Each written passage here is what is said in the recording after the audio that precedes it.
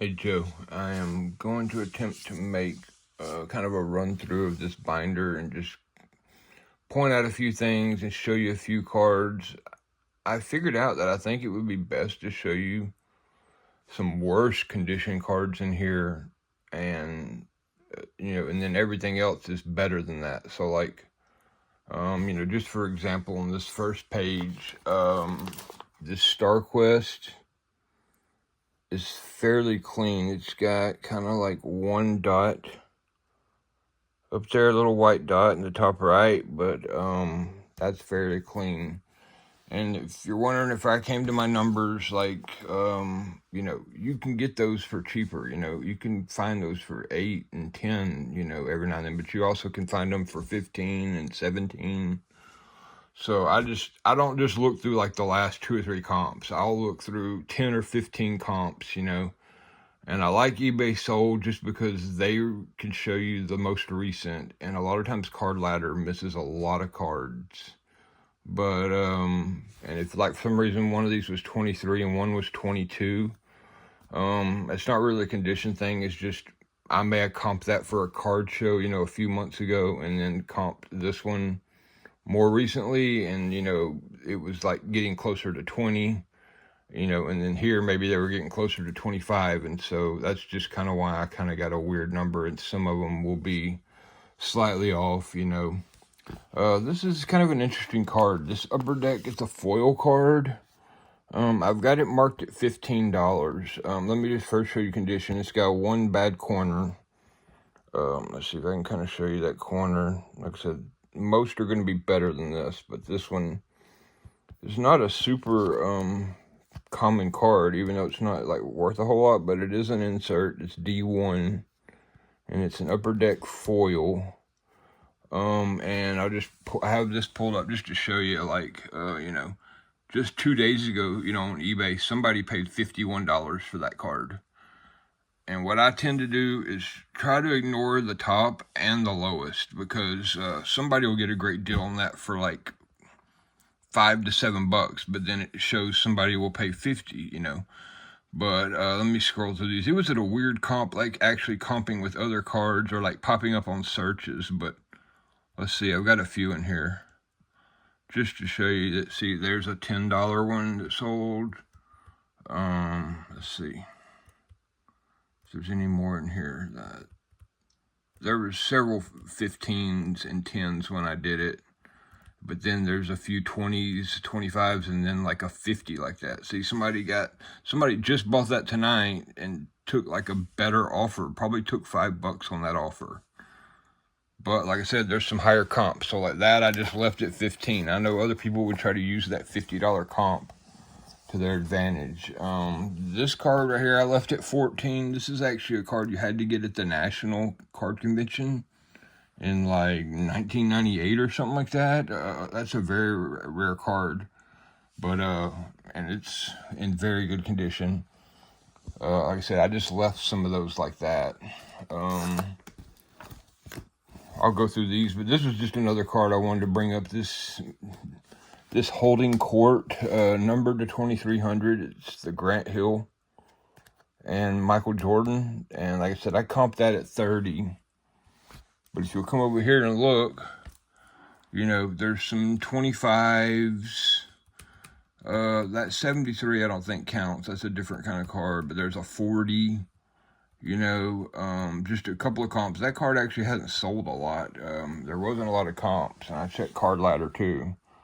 So if there's a 25 comp and a 40 comp, I kind of made that, I just left it kind of on your side, closer to 25 than closer to 40. So I put it at 30. There's a missing card right here. That's because I'm going to sub you in some kind of $40 card to replace that Scoring Kings. These, all these numbered cards, a lot of these are die cuts, and, the die cuts are tough to keep clean. But I just want to grab one or two and just kind of show you what I'm seeing. Try to show you a few corners. The front of this one actually looks pretty good.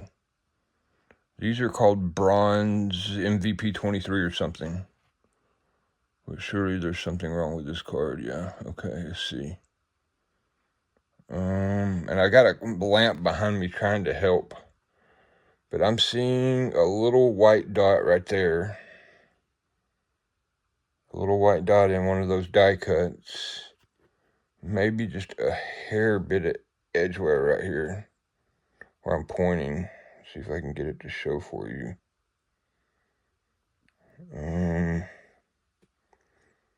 But, you know, if they've got one or two small flaws like that, to me, I would still call that like a near mint or something, you know, or if it was being graded, I would say that card has a good shot at like an 8 or something, maybe even a 9 with only one small flaw in the back or something. Let's look at a few of these metal shredders and just make sure there's nothing terrible here. Like I said, I just want to point out, you know, kind of show you how I kind of look at condition. I don't necessarily see anything in the top left or top right. The bottom right looks pretty good. Bottom left may have just a bit of a micro white dot, but it's going to be really tough to see in the video. But like I said, if it's just a little fuzzy or not super sharp, like I said, I want to point that stuff out, but like I know we can't go over every card. Now this one's got some wear in the bottom left corner. That's pretty easy to see. See a little bit of white on the edge there in the corner. So like, you know, to me, that's a nice card, you know. Maybe just the one flaw in the back left and just one kind of soft corner on the front, you know. So like that's kind of where I'm going with these. All right, let's keep looking. These are the holograms. These are numbered. I think this card I left at like 39, but I think this one had some $50 comps. Let's take a look at it. This is the Upper Deck SP 1995, and it's an insert P2. So I know you said you like 90s inserts. That's me. That's pretty much all I'm looking for is 90 inserts. Let's look at these corners. I don't know if that lamp is helping or hurting. Pretty clean corner. Pretty clean. I'm getting a bad reflection behind me because I'm kind of sitting in the bed. Everybody's kind of asleep here at my house, and I just decided to kind of set up on the bed here. But that's a fairly clean card. All these holograms, I know you can find them for 8 and 10. But people sometimes pay 15, 17 for those. Sometimes people pay 20 if it's a super clean one. So I just kind of put all the holograms, but you know, it's all 5 of the individual Upper Deck holograms. I put them all at $12. Put that one at 10 for some reason. It may be a little rough or something somewhere on the edge. There's probably a reason why I put it at 10. Put these other kind, I think these are called the Holo Gem, or no, Jordan's Journal. Dude, I can't even hardly get it to show. There we go. But I'm a sucker for the holograms too. So, this was the only card I changed my price in my direction. I had it at $8 or $9, and I looked it up, and those sell for 15 to 20, really consistent. So I just put it at 14 and like raised it. But like I said, every other card, pretty much in here, I left the price or lowered them. So I think the Topps Chrome cards are super hot right now, man, with just Topps, you know, having the new release and everybody looking for the Cooper flags right now. I mean, people are going to be like looking for the old Jordan Chromes too right now. So I think anything Topps is really good. This is a really cool insert. It's like looks like a metal saw blade on this cut above. And it's like rainbow foil or whatever you want to call it. It ain't a refractor, but like it's got the rainbow like foil effect to it. So there's like a silver die cut. There's a blue version. There's like a regular version in the blue. Fleer Ultra, Michael Jordan short print rookie. I tried to get you the most centered one I had. I've got a bunch of these cards, and in this binder, I tried to put the most centered ones I had. Especially on like older cards, like these old hoops cards like that or something. Like I tried to get the most centered of those you'll see in the binder. Alright, I'm going to stop and try to make a part 2 because I don't want the video getting so long.